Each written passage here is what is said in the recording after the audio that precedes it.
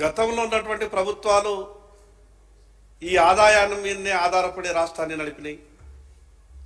ఈరోజు వచ్చినటువంటి ప్రభుత్వం కూడా ఈ ఆదాయం మీదనే ఆధారపడి రాష్ట్రాన్ని నడిపే ప్రయత్నం చేస్తున్నది. ఒక్కసారి సభలో ఉన్నటువంటి పెద్దలు గుండె మీద చేసుకొని కొంత ఆలోచించే ప్రయత్నం చేయాలి. అవసరమైతే రాష్ట్ర ప్రభుత్వం కొన్ని ఖర్చులు దేంట్లో తక్కువ చేసుకోగలుగుతుందో చేసుకునే ప్రయత్నం చేయండి. మిగతా ఆదాయాల మీద ఏదైనా దృష్టి పెట్టే ప్రయత్నం చేయాలి. ఎంతసేపు ఈ ఆదాయం మీదే మనం దృష్టి పెట్టి ఒక పక్క మిగతా ఏదో ప్రజలకు సమాధానం ఇచ్చే ప్రయత్నం చేస్తే వాస్తవంగా మేము గ్రౌండ్లో ఉండి బాధలు చూస్తాం కాబట్టి వాళ్ళ బాధలు, తాగుబోతుల బాధలు చూసినటువంటి వ్యక్తిగా ఈ సభలో నేను ఈ మాట మాట్లాడుతా ఉన్నా. ప్రభుత్వం నుండి ఎన్ని లక్షల సంక్షేమ పథకాలు ఇచ్చినా ప్రభుత్వం ఈ ఆలోచనతోని ప్రభుత్వాన్ని నడిపితే ప్రజలకు ఎప్పుడు కూడా మంచి చేసినట్టు కాదు. ఎప్పుడైనా ఒకసారి వాస్తవం ఆలోచించాల్సిందే. నేనేదో ప్రభుత్వం మీద నిందలేయాలనో లేదా ఇంకో రకంగా రాజకీయ విమర్శను నేను మాట్లాడతలేను. అధ్యక్ష, ఎన్ని బెల్ట్ షాపులు ఉన్నాయనంటే సహజంగా ఎక్కడైనా బెల్ట్ షాపులు కనిపించినా, ఈ సారా అమ్మే వాళ్ళు కనిపించినా ఎక్సైజ్ వాళ్ళకు ఫోన్ చేస్తాం. వాళ్ళ నుంచి రిప్లై ఏంది తెలుసా? సార్ మీకు తెలుసు కదా అన్ని విషయాలు, మేము పోలేము. ఎట్లా సార్ సిఏ గారు మీరు ఈ రకంగా మాట్లాడుతున్నారు అని అంటే మేమేం చెప్పమంటారు సార్, ఆ ప్రభుత్వం ఈ ప్రభుత్వం అని మేము అనంగాని ప్రభుత్వం ఏదైనా మా మెడ మీద కత్తి పెట్టి టార్గెట్లు ఇస్తున్నది, మేమేం చేయాలా సార్? ఊరికొకటి కాదు, ఊరుకు నలుగురు పెట్టుకున్నా కూడా ఏం చేసే పరిస్థితి లేదంటారు. ఇది వాస్తవం. నేను ప్రభుత్వంలోని పెద్దలకు ఒక విజ్ఞప్తి ఏం చేస్తున్నంటే దీనికి ప్రత్యామ్నాయ మార్గం ఇంకేదన్నా ఆదాయం ఆలోచించండి. కానీ ఈ రకమైనటువంటి ఆదాయం మీద ఆధారపడి ప్రభుత్వం నడిపే ప్రయత్నం చేస్తే ప్రజలు మనల్ని క్షమించరు.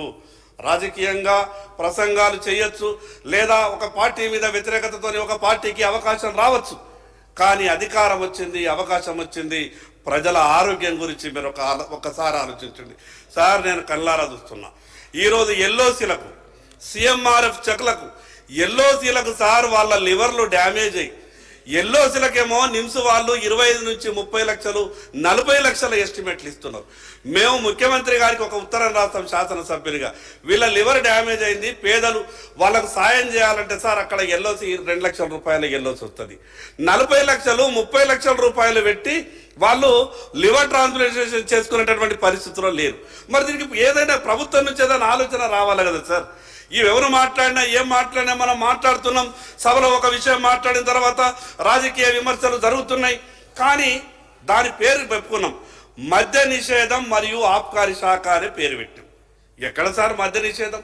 ఆ పదం ఎందుకు బోర్డుల మీద? ఎక్కడ ఏ జిల్లా కేంద్రంలో ఎక్సైజ్ సూపరింటెండెంట్ ఆఫీస్ ముందర లేదా ఇక్కడ కమిషనర్ ఆఫీస్ ముందర చూసినా ముందు బోర్డేం మనకు కనిపిస్తుంది అంటే మద్య నిషేధం. అసలు మద్య నిషేధం అని ఇక పదం ఎందుకు వాడాలి అధ్యక్ష? మనం ఎక్కడ నిషేధిస్తున్నాం అధ్యక్ష? ప్రతి సంవత్సరం, ఇప్పుడు కాదు అప్పుడు కాదు, ఈ ప్రభుత్వం కాదు ఆ ప్రభుత్వం కాదు, 2014 నుంచి ఈ రోజు వరకు మనం ఆంధ్రప్రదేశ్ లెక్కలను పక్కకు పెట్టుకున్నాం.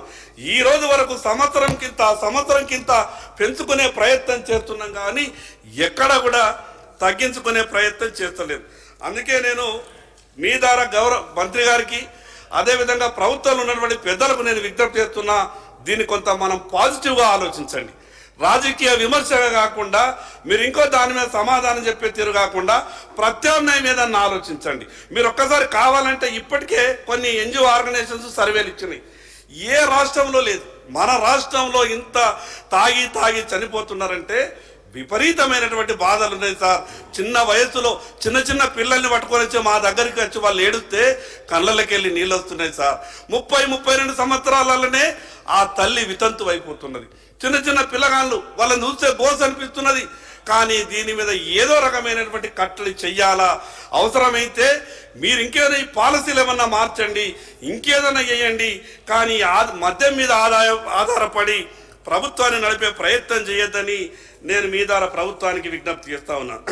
మరి అదేవిధంగా అధ్యక్ష, బీసీలకు సంబంధించినటువంటి అంశం సార్, 3వ తరగతి నుంచి 7వ తరగతి చదివే పిల్లలకు రోజుకు 33 రూపాయలు ఇస్తున్నారు సార్. దీంతో భోజనం 3 పూటల భోజనం వస్తుందా సార్? ఆరోగ్యంగా ఉండగలుగుతారా సార్? ఏ రకంగా సార్? 33 రూపాయలు ఇచ్చి 3 పూటల ఆరోగ్యంగా ఉండండి, దాంట్లోనే చికెన్ తినండి, మటన్ తినండి, ప్రభుత్వం మీకు అండగా ఉంటుందంటే ఎట్లుంటుంది సార్? 33 రూపాయలలో ఎక్కడన్నా సాధ్యమవుతుందా? 8వ తరగతి నుంచి 10వ తరగతి వరకు 35 రూపాయలు ఇస్తారు. ఎట్లా సాధ్యమవుతుంది సార్? 35 రూపాయలకు ఇక్కడికన్నా చాలా తందుకోతే 50 రూపాయలు 100 రూపాయలు ఛాయకి అవుతున్నాయి.